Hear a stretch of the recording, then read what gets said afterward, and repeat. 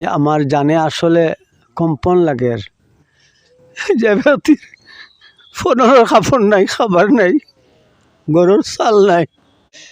আল্লাহ সুন্দর, আল্লাহর নিয়ামত হইল কি অসুস্থতা। আর কিছু কিছু মানুষ যখন অসুস্থ হয় তখন আসলে এই মানুষগুলোর কিচ্ছু করার থাকে না।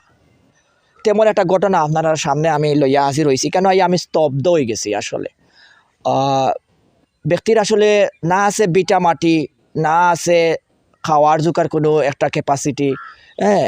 পাওয়ার নিচে আসলে মাটি, নামমাত্র মাটি আছে। কুলা আকাশের নিচে না আছে চাল, গড়ের ভিতরে না আছে খাবার। ও মানুষটা আবার ক্যান্সারে আক্রান্ত। যাই হোক, তাও সব আল্লাহ সুন্দর, আল্লাহ বালা জানয়।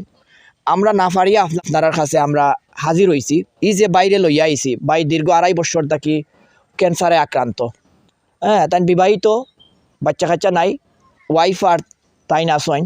তো এই এলাকা আমরা নোয়াই শখ এলাকাত আছি। এখানকার রোগী যে ও ভাই আমরা রোগী, ও রোগী মাত কথা আপনারা মাত শুনতে পারতেন না, মাততে পারেন কিন্তু সাউন্ডটা কম। তো এখানে আমি যেটা দেখলাম তার গড় নাই, নামমাত্র একটা বেড়া দেওয়া একটা গড় আছে। আর ইবাই অসুস্থ ক্যান্সারের রোগী।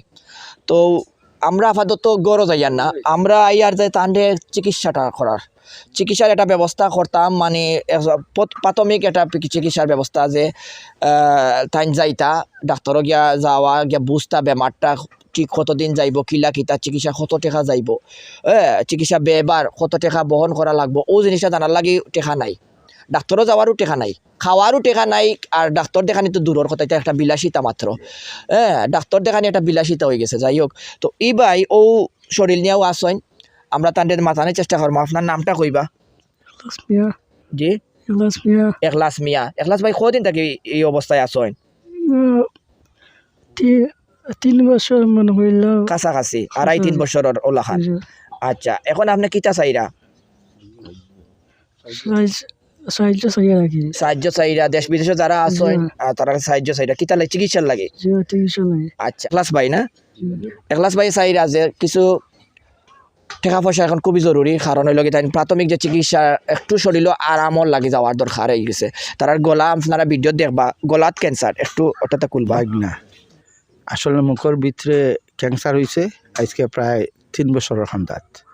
তো যাও গরিব মানুষ, সাহায্য লাগে আমরা এই লাইফের মাধ্যমে আমরা সাহায্য চাই। আর দেশ ও বিদেশে প্রথম অবস্থায় যখন কোনো বাইরে হৃদয়বান কোনো বাই দানশীল ব্যক্তি থাকেন, তো আমরা সাহায্য পাইলে আমরা খুশি থাকবো। কারণ এই বাচ্চাটা সুস্থ হইলে আমরা দোয়া করবো, কারণ বাচ্চাটা